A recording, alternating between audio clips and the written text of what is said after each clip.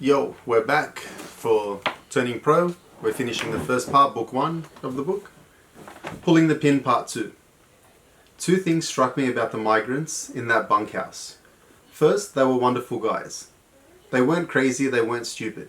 They would teach you and help you. They'd share anything, down to their last dollar. They were funny and smart. Many of them were readers. A good portion kept up with politics and had more insight to contribute than the paid pundits on the airwaves.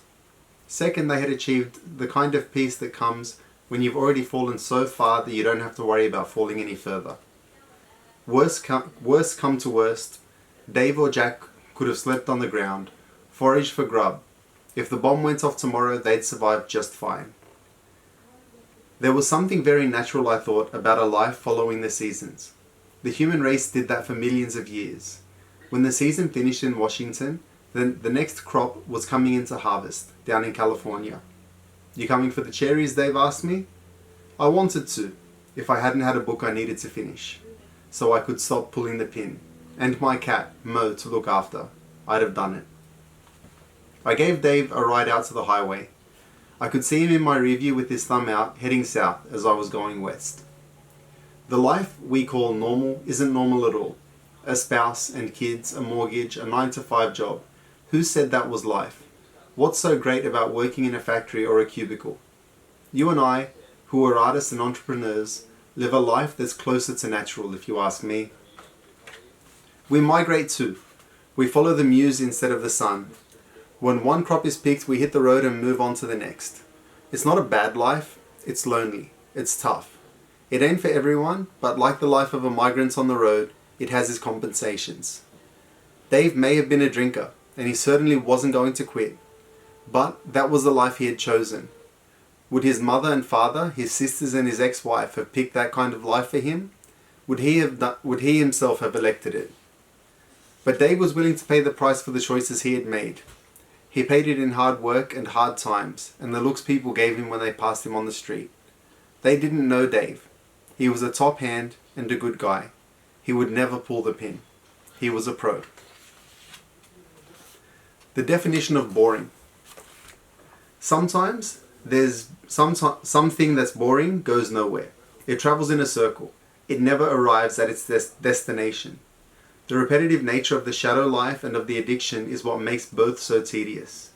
No traction is ever gained, no progress is made. We're stuck in the same endlessly repeating loop. That's what makes addiction like hell. All addictions share, among others, two primary qualities. They embody repetition without progress. They produce incapacity as a payoff. Remember my friend who was the payoff of incapacity. Remember my friend who was addicted to love? She's charming, she's interesting, she's beautiful and adventurous and intelligent. If you saw a story about her in Vanity Fair, you might think, wow, what a brilliant life this woman leads, full of drama and romance and glamour. I wish I had that life. I love my friend, but she has wasted her life. I know because I've wasted vast tracts of my own. My friend has used the pursuit of love to produce incapacity, and it has worked for her for decades. Her multiple talents have gone unexplored, untried and unrealized. She has become a version of herself, but it's a shadow version, an inverted version, a crippled version.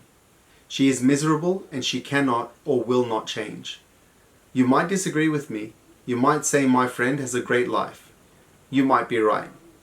Distraction and displacement seem innocent on the surface.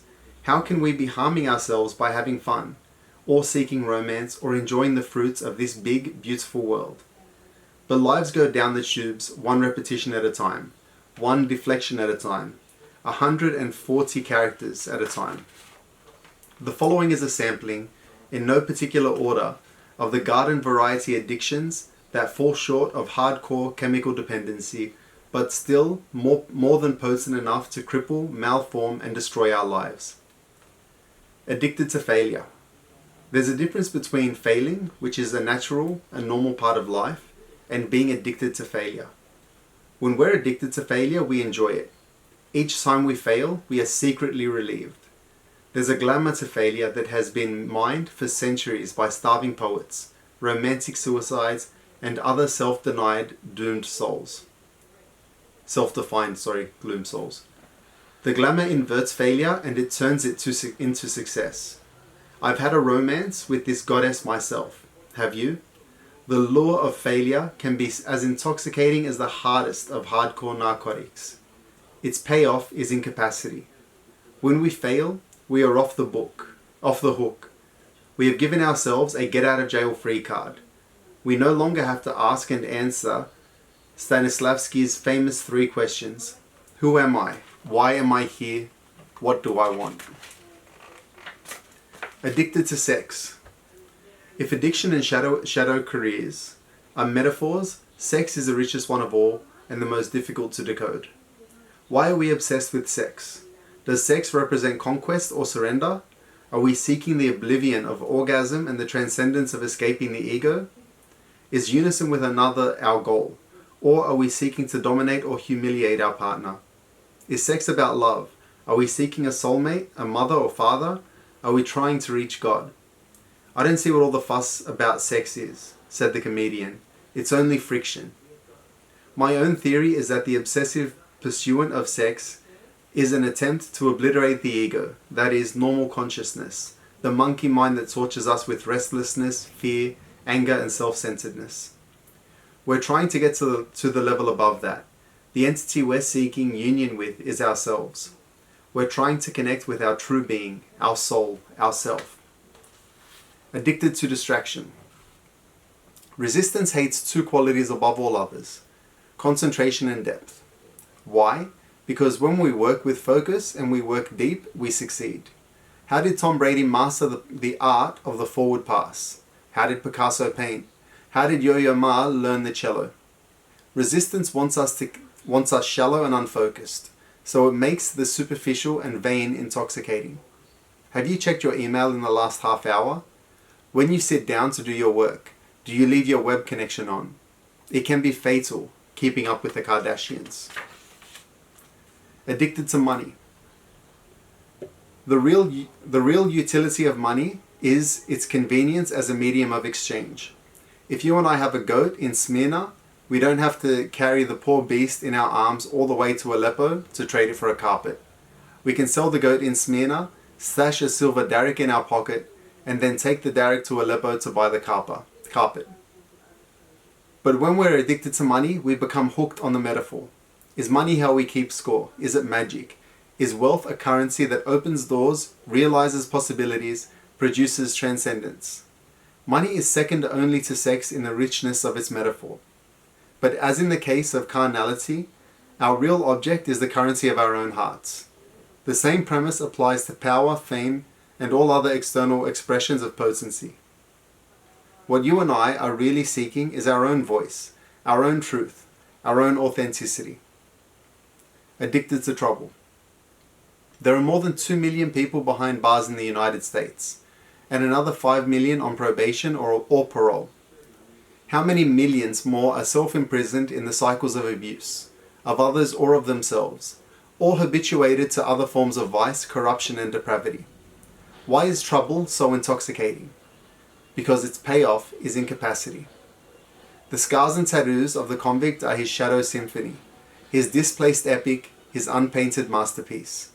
The individual addicted to trouble will never get out of jail because he is safer behind bars than free out in the world. Each time he is released, he will find a way to get sent back. The payoff for the prisoner is release from the agonizing imperative of identifying, embracing, and bringing into material existence the dreams and visions of his own deepest, noblest, and most honorable heart. My year of turning pro. I was 31. I had saved up $2,700 and moved from New York City to a little town in Northern California. I rented a house behind another house for $105 a month. I had my old Chevy van and my Smith Corona typewriter and my cat Mo. Every Monday morning, I walked into the village to the Bank of America and took out $25. That sum lasted me for the next 7 days. I didn't talk to anybody during my year of turning pro. I didn't hang out, I just worked. I had a book in mind and I had decided I would finish it or kill myself. I could not run away again, or let people down again, or let myself down again. This was it, do or die. I had no TV, no radio, no music. No sex, no sports. I didn't read the newspaper. For breakfast, I had liver and eggs. I was like Rocky. In the early mornings, I'd walk down River Road to my friend Paul Rink's house, which was actually a camper shell mounted on a pickup. Paul was a writer. He had been a friend of Henry Miller's in the Big Sur. Paul taught me what books to read and what writers to pay attention to.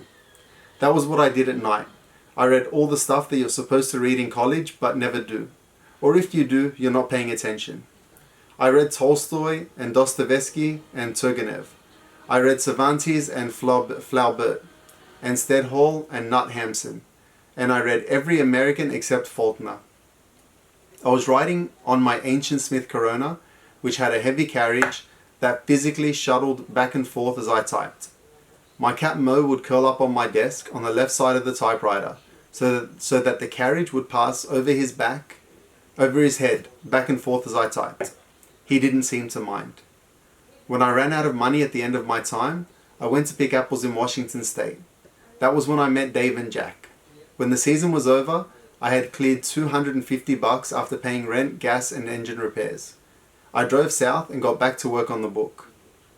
One day, I typed, "The end." That's the moment in the War of Art when I knew I had beaten resistance. I had finished something.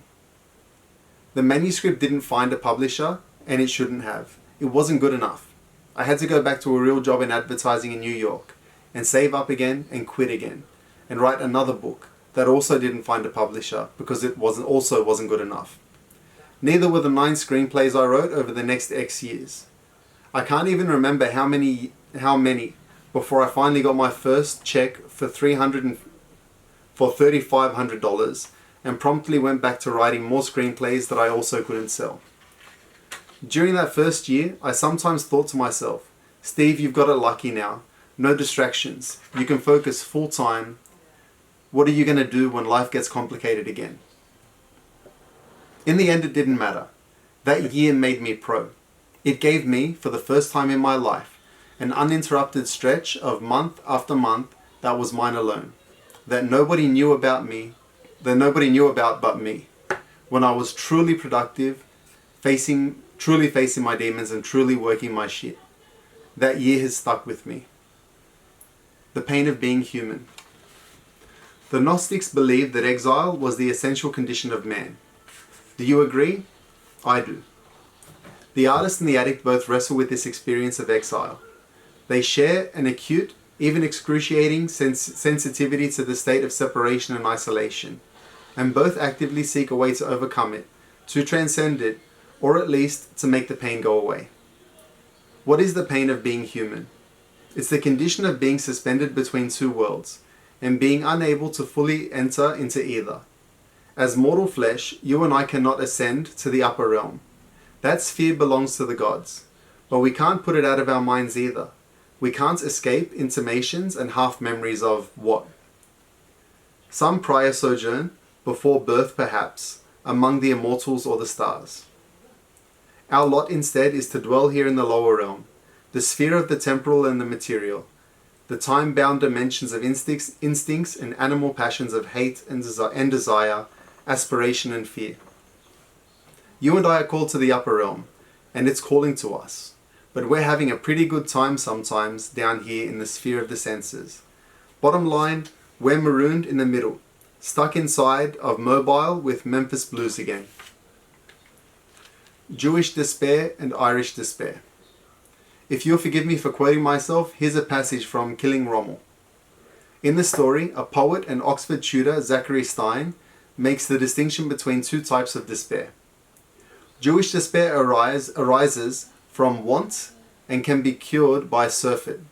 Give a penniless Jew 50 quid and he perks right up. Irish despair is different. Nothing relieves Irish despair. The Irishman's complaint lies not with his circumstances, which might be rendered brilliantly by labour or luck, but with the injustice of existence itself, death. How could a benevolent deity give us life only to set such a cruel term upon it? Irish despair knows no remedy. Money can't help. Love fades. Fame is fleeting. The only cures are booze and sentiment. That's why the Irish are such noble drunks and glorious poets. No one sings like the Irish or mourns like them. Why? Because they are angels imprisoned in vessels of flesh. It's not just the Irish. The pain of being human is that we're all angels imprisoned in vessels of flesh. The Pain of Being Human, Part 2. The addict seeks to escape the pain of being human in one of two ways, by transcending it or by anesthetizing it. Borne aloft by powerful enough chemicals, we can almost, if we're lucky, glimpse the face of the infinite. If that doesn't work, we can always pass out. Both ways work. The pain goes away. The artist takes a different tact. She tries to reach the upper realm not by chemicals, but by labor and love. When I say artist, I mean as well the lover, the holy man, the engineer, the mother, the warrior, the inventor, the singer, the sage, and the voyager. And remember, addict and artist can be one and the same, and often are, moment to moment. If the upper realm is, as Plato suggested, the sphere of perfect love, truth, justice, and beauty, then the artist seeks to call down the magic of this world and to create, by dint of labor and luck, the closest to sublime simulacra of those qualities that he or she can. This pursuit produces, for the artist, peace of mind. So that's the end of book 1. We're going to come into book 2 tomorrow, or whenever the next episode is released. Thank you all for watching. I'll see you next time.